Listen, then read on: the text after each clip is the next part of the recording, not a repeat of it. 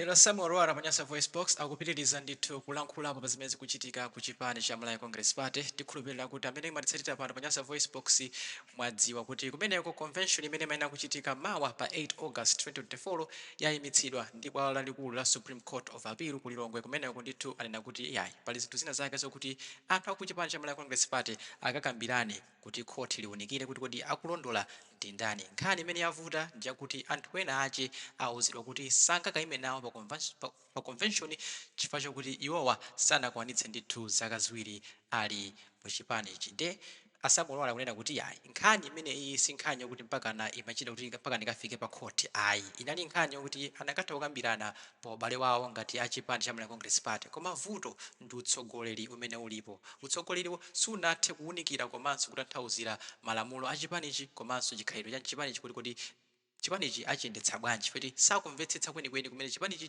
chachoka komanso kumene chipanicho chikulowera. Akungopanga zinthu mwachimbulimbuli. Ndete ndikhale limodzi kuti tivukuti Lwara akuti bwanji pa nkhani imeneyi pano pa Nyasa VoiceBox.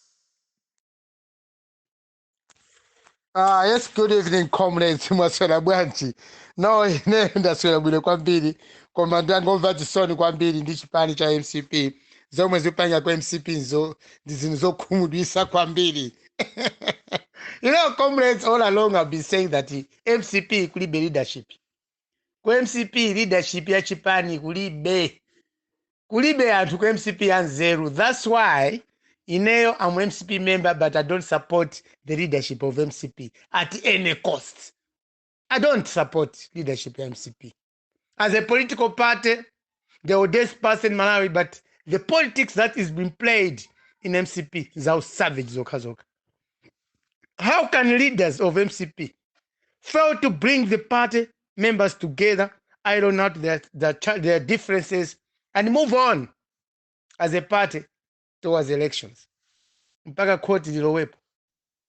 So let me tell you, Malawians, why I don't support MCP leadership. It's because of the same things that you say. Simple things that could have been handled at a party level. Kuzipaka complicate because of jera dintima wa kupha ndi wansanje. How? Chipani cha MCP amene anayamba anali lawyer. Agogwanga Otto Nchingoli Chilwa, the barrister of law.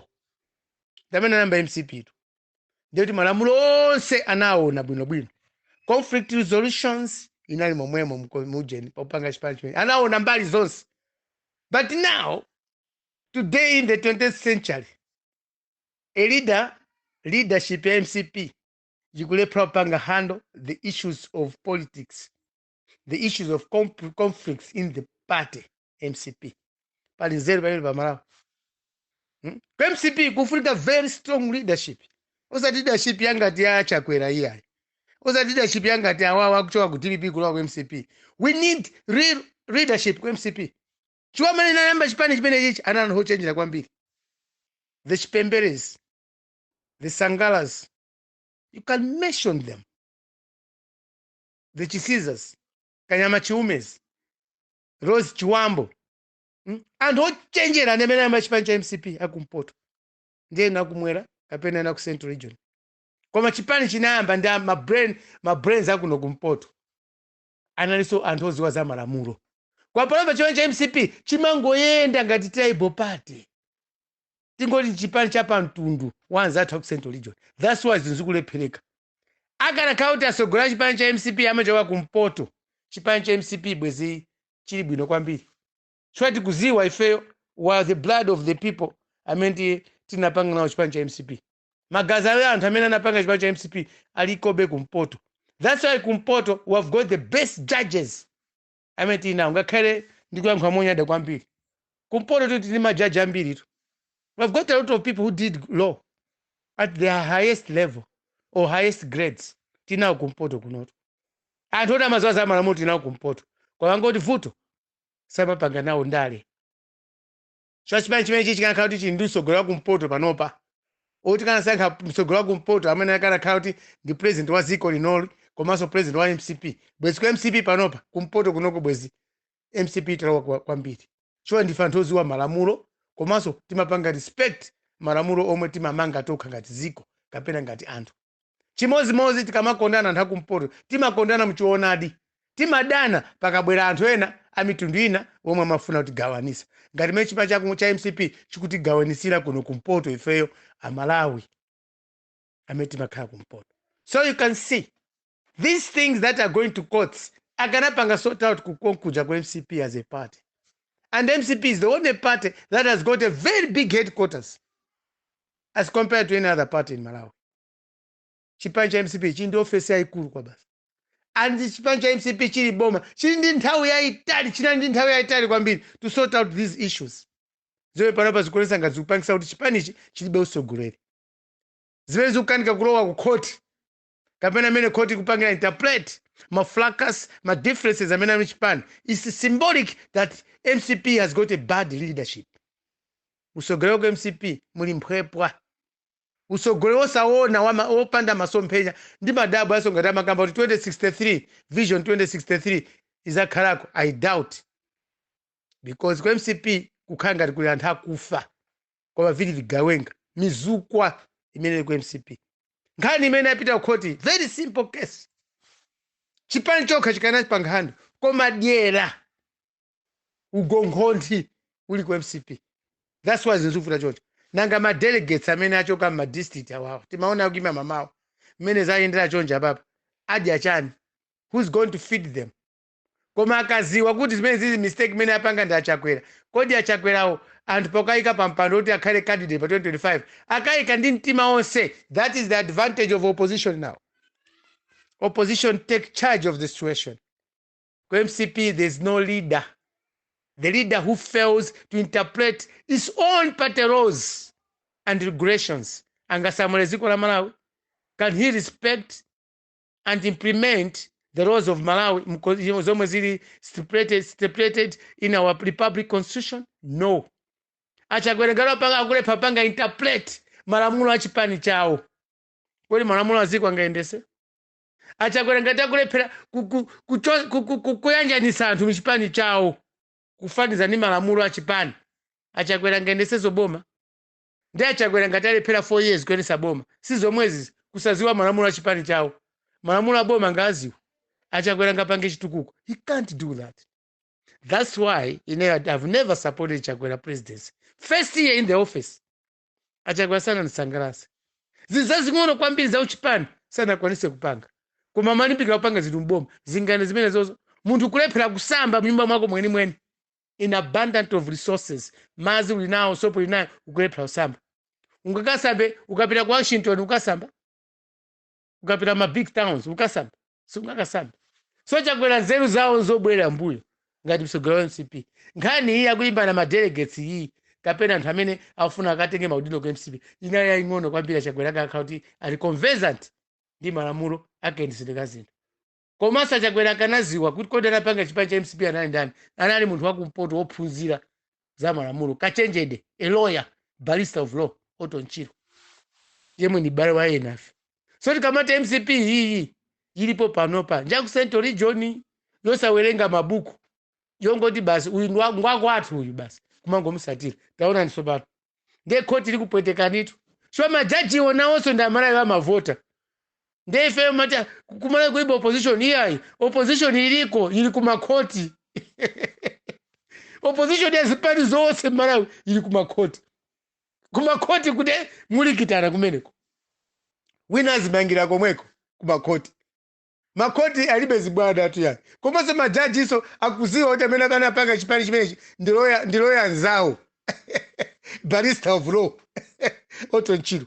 Majaji onse kumalawi akuzati ali chipani cha MCP anali lawyer. Therefore, ngati yokuza milandu ya MCP kupita kukhoti imene ndi ayitenga mwaka udaulo.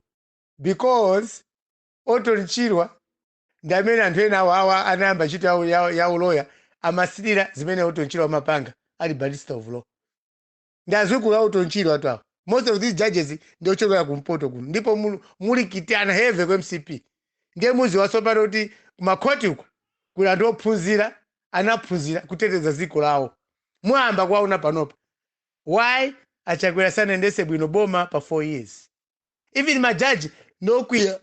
Even my doctors no kwiya. Wina wandale akadwala. Asamale mukamadwala ndale mukamatumba ati Malawi muno muli mankhwala ambiri a fake. You do nothing to protect Malawians. Tikumwa mankhwala ena ake kuti kamwa tupilose kumango yabwa. We don't have people. We don't have leadership in Malawi. Kuti apange anthu azifufuza mankhwala oyipa. Chimodzimodzi maloya awawa. Tikwana maloya kuti sakugwira bwino ntchito chifukwa chokuti anthu aboma mukabandalama mukumahonga makhoti athu. Mukumahonga maloya kapena mukumahonga majaji. Ndiye panopa Malawi panopa wazuka. Aliyense akufa kuwawa pa ntchito yake. Ndiye kukhoti ko mumva so pana MCP. Zeri manera zija, you don't consult the people. Had it been you consulted the people, the lawyers, majaji mukana kama mukana ubiro Malawi, mukana pa consult before making such stupid applications kukhoti. Akana kuzani, a president achipanja MCP, izizi nkhani hili hapa hii, musapange chochi mpange chochi. Si kuti kapenda nkhani yose mapita nayo kukhoti, zina zimatera nyumba. That's what I know. Nkhani hii ya MCP njamu nyumba hii, koma kukula ntima. Ndi kuba. Mwasanuka anthu amitundu, komanso mwambaso kuba. Pa mtundu wanu mukumaterezana uzukazoka zisiru. That's why kwa MCP pano mwakuma nazo. Thank you very much our courts pa ntchito imwe mwagwira kuendesa ntchito ya court. Msanga suspending this thing ka convention kao kabweka kasankho ngataka kaime kai mpaka pasogolopo. How can you bar some people afuna join chipani chano? Komanso anthu amene ali mu MCP bomwemo mumatipanga mistreat, and yet you welcome other people, the bad people from West people. Ametimane now tili opposition aku DPP mwatengaso kwa yose ku MCP. Therefore anthu abwino ametimane ndi DPP achi tauna bwanja anthu amenachi always doing the things, the unusual things that MCP leadership is been doing. Ena so ndi nkhani zoti ndina kuba, but you still want position ku convention.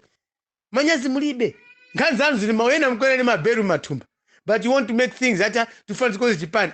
Munthu wakuba makoza chipani, anthu akuba maunonga chipani to. Anthu ena mwatu za kundende aku DPP waku MCP ata ufuna sema udindo ku MCP.